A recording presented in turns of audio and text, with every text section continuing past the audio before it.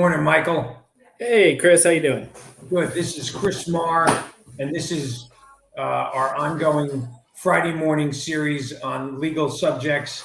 Michael DiRienzo has been our guest for the past several weeks, speaking about asylum. And I believe that Michael, this morning you're going to speak to us about what? So we're actually going to finish up this topic with this hot button topic with everything we started. What's interesting is when we started this discussion, it was the reason why was because there was the mass issues, the mass exodus regarding Mexico coming up, and then when we started talking, there was also issues related to Afghanistan when all of that happened, and now ironically it's going back to Mexico, where last I saw there's a 200,000 person caravan coming up who most of our will be claiming asylum. So, there's a lot of this is a very topical issue. And so we're going to kind of finish up how you actually prove asylum here today. So one of the things that we talked about last week is this kind of, or this last few weeks is it's this three kind of tier matter. So the first thing you got to prove is persecution, which we went over, and on account of, which is the next thing that we went over last week, and then this week it's one of the five protected grounds. So the most common is race, religion, political opinion, and membership in a particular social group. So race and religion and nationality are more or less self-explanatory. If you're in an area that doesn't persecutes people of Catholic beliefs, and you're being attacked and murdered, and this happens. You hear this a lot in some areas of China and things like that. Race and nationality are sometimes one and the same, and so a lot of people will use that because, or will pretty much use those interchangeably, because if you have some type of indigenous group that is being persecuted by the government because they're trying to move them out, that's another very popular thing. But one of the main things which a lot of people in the hot button topic right now in this world is membership in a particular social group, because that's where, if you're trying to escape from gang violence in your home country, or spousal abuse from your home country, those are the things that you're going to have to prove.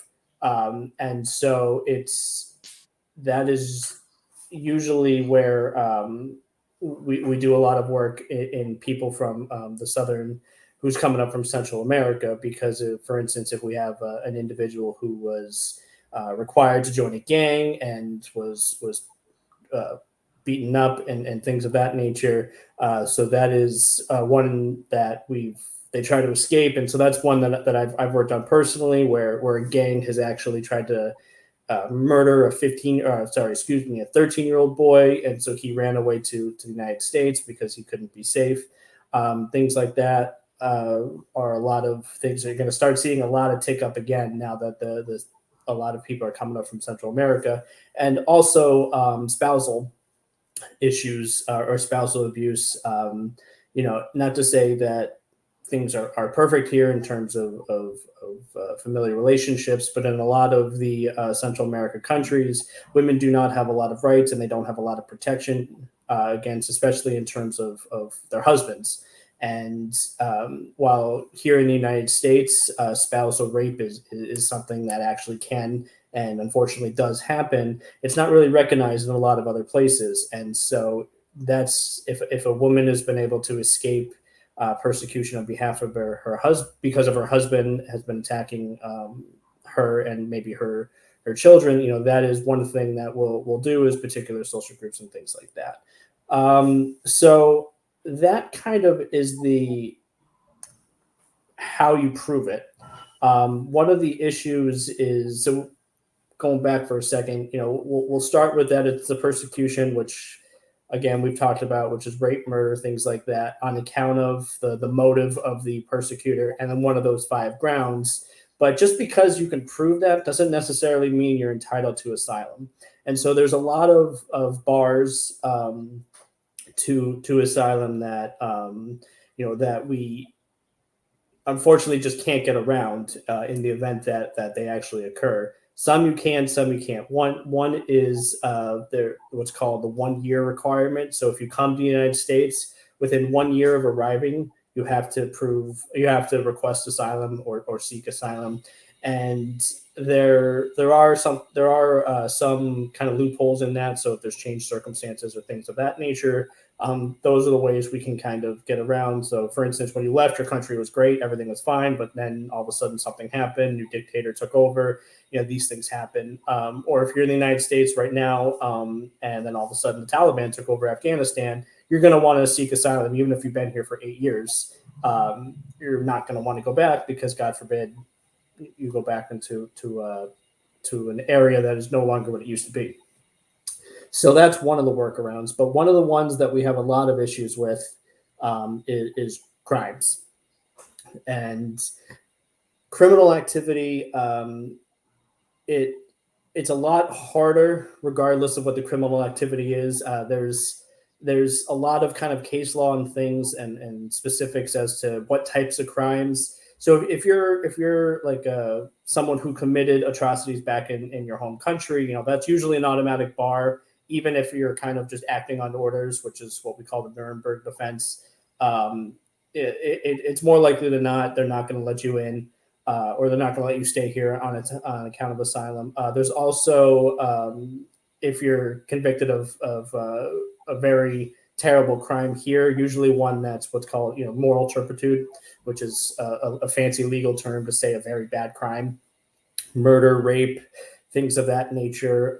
And one of the things that we see a lot of, and which is unfortunate, is drug crimes. And unfortunately, drug crimes are common, and especially with younger kind of kids who may or may not have other opportunities, so they turn to a life of drugs and they're found convicted. And so those cases, depending upon where you are, more likely than not, if it's a conviction, it's an automatic bar to asylum. And unfortunately, that it's not just asylum, but it's a lot of other types of opportunities in the immigration world. So if you're convicted of a federal or state felony, your status is very hard to get permanent legal status, even withholding of removal, which means you get no rights, but you can't be kicked out. And so one of the things that we really have to do, which we're going to talk about next week, is what's called we're going to have to basically do a writ of habeas corpus or something along those lines to basically reopen that original case. And Chris, you're going to be talking about this next week. Is we're going to reopen that original case to basically try to get that case dismissed, not get it expunged, but actually dismissed. And Chris can talk about the processes of how that's going to happen next week. But for purposes of immigration, expungement is great because it's off your record. But for purposes of immigration, it's still an automatic bar. So we have to go through the criminal, basically writ of conviction, of getting the looks like we froze for a second there, getting the case actually dismissed, even if it's 20, 30, 40 years old. That's the process we're going to have to take. And so hopefully that kind of explains the basics of the asylum world and everything that goes on there. So I appreciate the time, Chris, and looking forward to continuing next week when we kind of learn more about the process for kind of getting those cases dismissed. Thank you, Michael. All right. Appreciate your insights. Sounds good. Take care. Thank you. We'll speak next Friday.